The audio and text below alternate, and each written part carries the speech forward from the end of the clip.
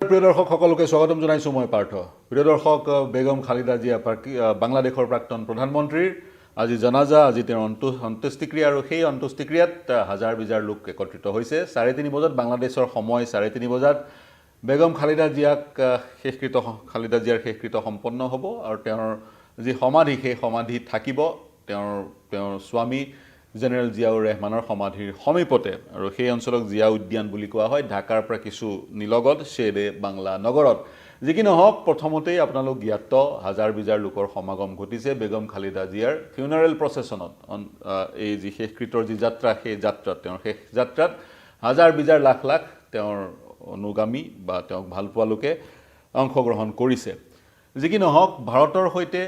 যদি বাংলাদেশৰ সম্পৰ্কৰ কথাটো উত্থাপিত হয় এই মুহূৰ্তত, তেতিয়া বিশ্লেষণ কৰিবলৈ বহুকেইটা বিষয়ত বিশ্লেষণ কৰিবলৈ থল থাকে। এই যি ফিউনাৰেল প্ৰচেছন, শেষ যাত্ৰা বেগম খালিদা জিয়াৰ বাংলাদেশৰ প্ৰাক্তন প্ৰধানমন্ত্ৰীৰ, সেই শেষ যাত্ৰাত সংগী হৈছে বা সহযোগ কৰিছে ভাৰতৰ বিদেশ মন্ত্ৰী ডক্টৰ এছ জয়শংকৰে লগতে এখন পত্ৰ লৈ গৈছে। পত্ৰখন প্ৰধানমন্ত্ৰীৰ ব্যক্তিগত পত্ৰ। সেই পত্ৰখন পোনে পোনে বিদেশ মন্ত্ৰীগৰাকীয়ে, ভাৰতৰ বিদেশ মন্ত্ৰীগৰাকীয়ে দিছে তাৰিক ৰেহমানক। তাৰিক ৰেহমান কোন? তাৰিক ৰেহমান হৈছে বেগম খালিদা জিয়াৰ পুত্ৰ। তেওঁৰ দুজন পুত্ৰ আছিলে, এজন হৈছে তাৰিক ৰেহমান, যোৱা 17 বছৰ ধৰি স্বনিৰ্বাসনত আছে ইংলেণ্ডত। এতিয়া মাতৃৰ বিয়োগৰ পূৰ্বে তেওঁ বাংলাদেশলৈ ঘূৰি আহিছে, আৰু বাংলাদেশলৈ ঘূৰি আহি ঠিক মাতৃ বিয়োগৰ পূৰ্বে, এদিন পূৰ্বে 30 ডিচেম্বৰ মাতৃ বিয়োগ ঘটিছে। 29 ডিচেম্বৰ তাৰিখে তাৰিক ৰেহমানে বাংলাদেশত ফেব্ৰুৱাৰী 12 তাৰিখে হ'বলগীয়া নিৰ্বাচনৰ তেওঁ মনোনয়ন দাখিল কৰিছে, আৰু তেওঁৰ মাতৃ খালিদা জিয়াও মনোনয়ন দাখিল কৰিছিল তেওঁৰ প্ৰতিনিধিৰ যোগেদি, কিন্তু মাতৃৰ মৃত্যু হ'ল, গতিকে ইলেকশ্যনত মাতৃ অৱতীৰ্ণ হোৱাৰ অৱকাশ নাথাকে। কিন্তু তাৰিক ৰেহমান একধৰণে তেওঁ যিহেতু নিৰ্বাচনত অৱতীৰ্ণ হ'ব, বিএনপিয়ে হৈছে এইবাৰ নিৰ্বাচনৰ মূল দল, আৱামী লীগক নিষিদ্ধ কৰা হৈছে, গতিকে তাৰিক ৰেহমান বাংলাদেশৰ পৰৱৰ্তী প্ৰধানমন্ত্ৰী হোৱাৰ দিশে অগ্ৰসৰ হৈছে। গতিকে সেই তাৰিক ৰেহমানকে, এক্টিং প্ৰেছিডেণ্টো হয় তেওঁ বিএনপিৰ, তাৰিক ৰেহমানকে এছ জয়শংকৰে সেই প্ৰধানমন্ত্ৰী নৰেন্দ্ৰ মোদীৰ এই পত্ৰখন মন কৰিব, এই পত্ৰখন প্ৰদান কৰিছে। আৰু পত্ৰখনত বেগম খালেদা জিয়াৰ বাংলাদেশৰ উন্নয়নত যি অৱদান বা বাংলাদেশত ডেমক্ৰেচি ঘূৰাই অনাত যি অৱদান, সেই অৱদান স্মৰণ কৰিছে, আৰু শোকসন্তপ্ত পৰিয়ালবৰ্গক মোদীয়ে সমবেদনা জ্ঞাপন কৰিছে। এতিয়া অৰ্থাৎ যিহেতু ভাৰতে দেখিছে, এক ইংগিত লাভ কৰিছে তাৰিক ৰেহমান অনাগত সময়ত প্ৰধানমন্ত্ৰী হ'বলৈ গৈ আছে, গতিকে ভাৰতে প্ৰচেষ্টা চলাইছে নিৰ্বাচনৰ পূৰ্বেই যাতে তাৰিক ৰেহমান বা বিএনপিৰ দলটোৰ সৈতে কূটনৈতিকভাৱে এক সম্বন্ধ স্থাপন কৰিব পৰা যায়। গতিকে এইখিনিলৈকে ঠিকেই আছে, কিন্তু এতিয়া যিহেতু বিশ্লেষণটো আগবঢ়াইছোঁ, বেগম খালিদা জিয়াৰ কিছু বিশ্লেষণ আমি আগবঢ়াম। বেগম খালিদা জিয়া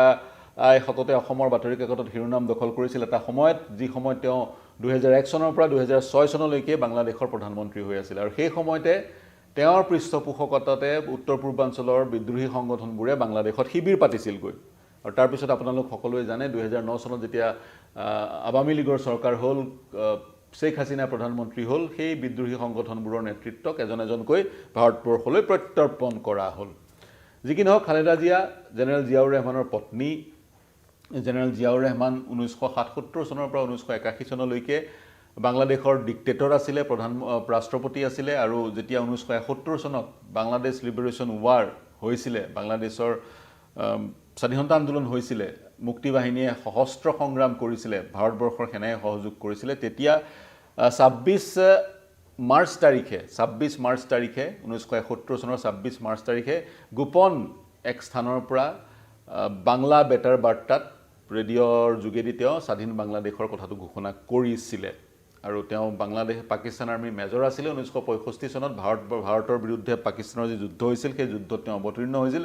তাৰপিছত যেতিয়া মুক্তি বাহিনীয়ে শ্বেখ মুজিবুৰ ৰেহমানৰ নেতৃত্বত সশস্ত্ৰ সংগ্ৰাম পাকিস্তানৰ বিৰুদ্ধে গঢ়ি তুলিলে, ইছলামাবাদৰ বিৰুদ্ধে এখন স্বাধীন বাংলাদেশ বিচাৰি, তেতিয়া তেওঁ পাকিস্তান সেনাবাহিনীৰ চাকৰি এৰি এই আন্দোলনত জঁপিয়াই পৰিছিলে, সশস্ত্ৰ সংগ্ৰামত নেতৃত্ব বহন কৰিছিলে। আৰু 75 চনৰ 15 আগষ্ট তাৰিখে যেতিয়া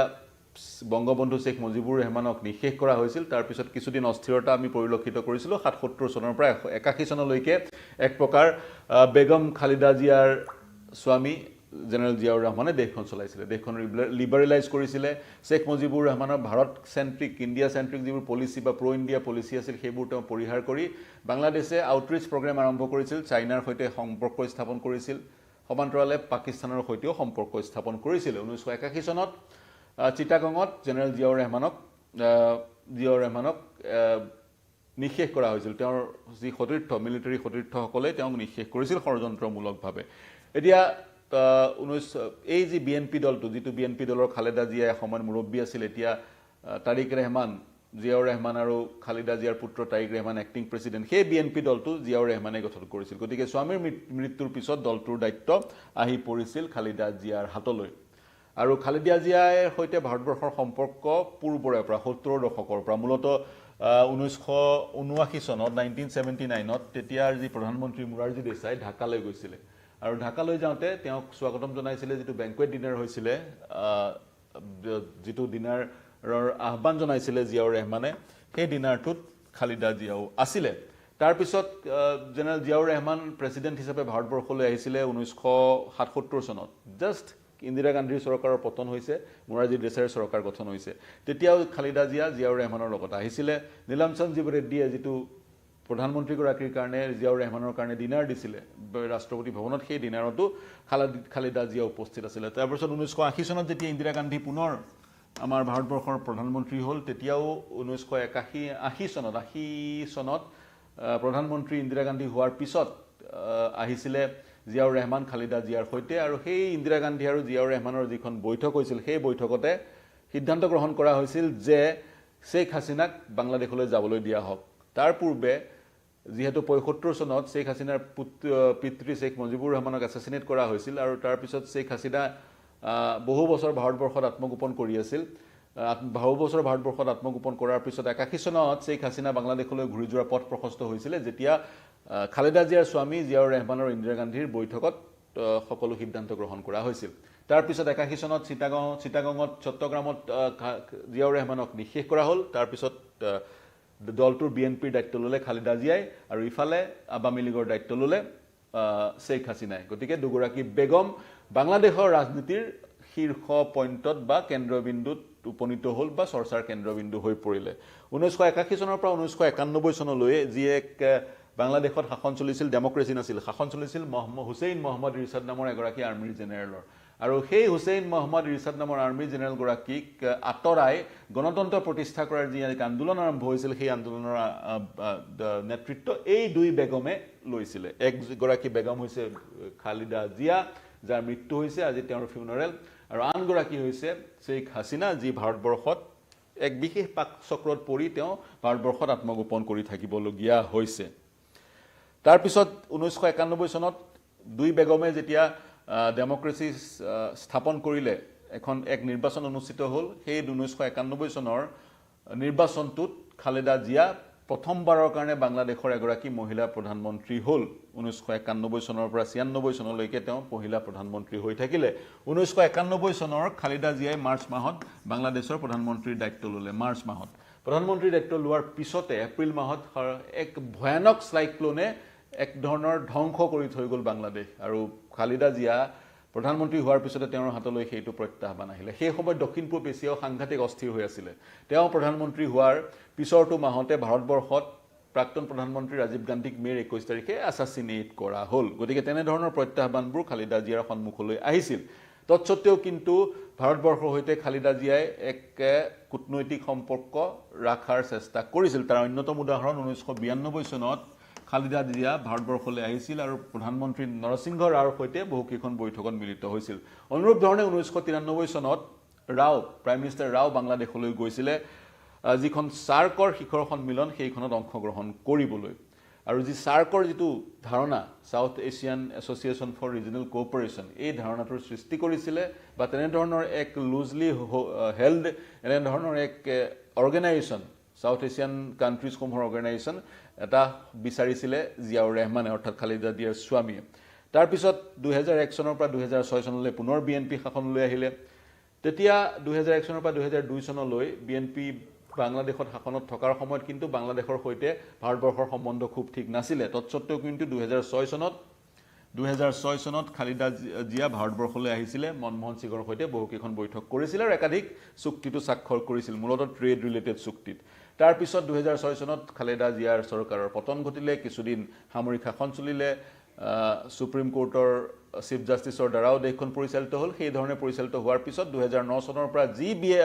আৱামী লীগ শাসনলৈ আহিলে 2024 চনলৈকে আৱামী লীগে শাসনত থাকিলে তেতিয়া 2012 চনত লিডাৰ অফ দি অপজিশ্যন আছিল খালিদা জিয়া 2012 চনত এলপি হিচাপে লিডাৰ অফ দি অপজিশ্যন হিচাপে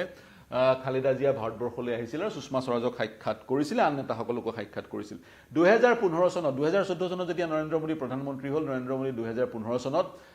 বাংলাদেশলৈ গৈছিলে বিশেষকৈ তেতিয়া ভূমি হস্তান্তৰ চুক্তিখন স্বাক্ষৰ হৈছিল দুখন দেশৰ মাজত বাংলাদেশলৈ গৈছিলে তেতিয়া তেওঁ বাংলাদেশলৈ যাওঁতে প্ৰধানমন্ত্ৰী নৰেন্দ্ৰ মোদীক খালেদা জিয়াই সোনাৰ গাঁও নামৰ যিখন হোটেলত প্ৰধানমন্ত্ৰী গৰাকী আছিল সেই হোটেলখনত ভাৰতৰ বৰ্তমানৰ প্ৰধানমন্ত্ৰী নৰেন্দ্ৰ মোদীক সাক্ষাৎ কৰিছিলে গতিকে ভাৰতবৰ্ষৰ সৈতে যদিওবা শেখ হাছিনাৰ অধিক মধুৰ সম্পৰ্ক আছিলে কিন্তু খালিদা জিয়াইও ভাৰতবৰ্ষৰ সৈতে কূটনৈতিক সম্পৰ্ক বজাই ৰাখাৰ চেষ্টা কৰিছিল বাহাল ৰাখাৰ চেষ্টা কৰিছিল আৰু সেই কাৰণে যেহেতু তেওঁৰ পুত্ৰ তাৰিক ৰেহমান এক ধৰণেৰে ক'বলৈ গ'লে পথ প্ৰশস্ত হৈছে তেওঁ বাংলাদেশৰ পৰৱৰ্তী প্ৰধানমন্ত্ৰী হোৱাৰ গতিকে ভাৰতবৰ্ষয়ো তাৰিক ৰেহমানৰ সৈতে কূটনৈতিক চেনেল বা ডিপ্ল'মেটিক চেনেল খোলা ৰখাৰ প্ৰয়াস কৰা বুলি ৰাজনৈতিক পণ্ডিতসকলে ক'ব বিচাৰিছে যি কি নহওক ফেব্ৰুৱাৰী 12 তাৰিখৰ নিৰ্বাচনৰ পিছত ভাৰত আৰু বাংলাদেশৰ সম্বন্ধ কি হয় সেয়া লক্ষণীয় হ'ব কিন্তু ভাৰতবৰ্ষৰ বিচাৰিছে গণতান্ত্ৰিকভাৱে নিৰ্বাচন অনুষ্ঠিত হৈ এখন চৰকাৰ তাত স্থাপিত হওক আৰু সেই চৰকাৰখনৰ সৈতে ভাৰতবৰ্ষই তেতিয়া সহজ হ'ব কূটনৈতিক সম্বন্ধ স্থাপন কৰিবলৈ এখন এজন ডিফেক্টো প্ৰধানমন্ত্ৰীৰ সৈতে বা গণতান্ত্ৰিকভাৱে নিৰ্বাচিত নোহোৱা এখন চৰকাৰৰ সৈতে ভাৰতবৰ্ষই আলোচনা আগবঢ়াই লৈ যোৱাত কিছু বাধাৰ সৃষ্টি হয় আৰু বৰ্তমান বাংলাদেশত ভাৰত বিৰোধী এক চিন্তাধাৰা যি ধৰণে গা কৰি উঠিছে নতুনকৈ এখন চৰকাৰ গঠন কৰাৰ পিছত যদিহে তাৰিক ৰেহমান তাৰ প্ৰধানমন্ত্ৰী হয় সেইখন চৰকাৰ তেতিয়া সেই ভাৰত বিৰোধী যি এক চিন্তাধাৰাই বাংলাদেশত গা কৰি আছে সেইবোৰ ভাৰতবৰ্ষই এড্ৰেছ কৰিবলৈ কিছু সুবিধা হ'ব গতিকে সেই বিষয়বোৰ চকুত ৰাখিয়ে ভাৰতবৰ্ষই এনে ধৰণৰ কূটনৈতিক কিছু পদক্ষেপ গ্ৰহণ কৰা পৰিলক্ষিত হৈছে খালিদা জিয়াৰ অন্ত্যেষ্টিক্ৰিয়াত এছ জয়শংকৰক পঠিওৱাৰ এক সিদ্ধান্ত ভাৰত চৰকাৰে লৈছে আৰু তাৰ সমান্তৰালকৈ মন কৰিব খালিদা জিয়া যেতিয়া চিকিৎসাধীন হৈ আছিলে টাৰ্মিনেলি ইল হৈ আছিলে চিকিৎসাধীন হৈ আছিলে তেতিয়াই নৰেন্দ্ৰ মোদীয়ে এক অফাৰ দিছিলে খালিদা জিয়াক ভাৰতবৰ্ষত চিকিৎসা কৰিবলৈ কিন্তু তেওঁ ভাৰতবৰ্ষত চিকিৎসা কৰিবলৈ নাহিলে বাংলাদেশতে তেওঁ চিকিৎসা গ্ৰহণ কৰিলে যি সময়ত ভাৰতবৰ্ষত বিভিন্ন ৰাজনৈতিক নেতাই ভাৰতবৰ্ষই বা বাংলাদেশও ভাৰতবৰ্ষক বিভিন্ন সময়ত প্ৰভোগ কৰি থকা পৰিলক্ষিত হৈছে ছেভেন সিষ্টাৰ্ছ লৈ ল'ম বা বিচ্ছিন্ন কৰি দিয়া হ'ব উত্তৰ পূৰ্বাঞ্চলৰ ৰাজ্যসমূহক ভাৰতৰ মূল ভূখণ্ডৰ সৈতে বা ইউনিছেও চাইনালৈ গৈ উত্তৰ পূৰ্বাঞ্চল ভাৰতবৰ্ষৰ উত্তৰ পূৰ্বাঞ্চল লেণ্ডলক বুলি যি এক মন্তব্য কৰিছিল সেইবোৰ প্ৰভোকেটিভ বুলি গণ্য কৰা হৈছে আৰু তাৰ সমান্তৰালকৈ ভাৰতৰ ভিতৰতো কিছুমান ৰাজনৈতিক নেতাই ভাৰতবৰ্ষই চিকেন নেক সম্প্ৰসাৰ কৰিব লাগে বা ভাৰতবৰ্ষই ডিপ্ল'মেটিকেলি বা যুদ্ধৰ যোগেদি ৰংপুৰ দখল কৰি চিকেন নেক বহল কৰিব লাগে তেনেধৰণৰ মন্তব্য কৰা পৰিলক্ষিত হৈছে গতিকে তেনেধৰণৰ মন্তব্যবোৰৰ মাজত ভাৰতবৰ্ষই কূটনৈতিক এক সম্বন্ধ বাংলাদেশৰ সৈতে স্থাপন কৰিব বিচৰা ঘটনা তাৎপৰ্য বহন কৰিছে বিভিন্নজনে ক'ব খোজে সেইবোৰ প্ৰভোকেটিভ সমগ্ৰ বিশ্ব বিশেষকৈ চাইনা পাকিস্তান বা আমেৰিকাই বিচাৰেহে ভাৰতবৰ্ষই বাংলাদেশক আক্ৰমণ কৰক ইউনিলেটাৰেলি কিন্তু ভাৰতবৰ্ষ কূটনৈতিকভাৱে পৰিপক্ক ভাৰতবৰ্ষই ইউনিলেটাৰেলি কোনো কাৰণ নোহোৱাকৈ বাংলাদেশক আক্ৰমণ নকৰে ৰাছিয়া ইউক্ৰেইনক আক্ৰমণ কৰি এতিয়া কি বিপদত পৰিছে বা কি এক পৰিস্থিতিৰ সন্মুখীন হৈছে আমি সকলো অৱগত গতিকে ভাৰতবৰ্ষ কূটনৈতিকভাৱে পৰিপক্ক ভাৰতবৰ্ষই এই পদক্ষেপ এই মুহূৰ্তত গ্ৰহণ কৰা পৰিলক্ষিত এই মুহূৰ্তত গ্ৰহণ কৰাৰ সম্ভাৱনা খুবেই কম তাৰ বিপৰীতে ভাৰতবৰ্ষই বাংলাদেশৰ নতুন চৰকাৰখনৰ সৈতে কূটনৈতিক সম্বন্ধ স্থাপন কৰিব বিচাৰিছে যি কি নহওক এই বাতৰি শিৰোনাম দখল কৰাৰ কাৰণে আমি এক বিশ্লেষণ আগবঢ়ালোঁ বিশেষকৈ বাংলাদেশৰ প্ৰতিটো খবৰৰ কাৰণে চাই থাকিব নিউজ 18 অসম নৰ্থ ইষ্ট কেৱল বাংলাদেশেই নহয় দেশ বিশ্ব ৰাজ্যৰ সকলো বাতৰি ৰিয়েল টাইমত পাবলৈ হ'লে যদি এতিয়ালৈকে ছাবস্ক্ৰাইব কৰা নাই তেনেহ'লে ছাবস্ক্ৰাইব কৰক নিউজ 18 অসম নৰ্থ ইষ্টৰ ইউটিউব চেনেল আৰু ফেচবুক পেজ এতিয়ালৈ এৰিছোঁ ধন্যবাদ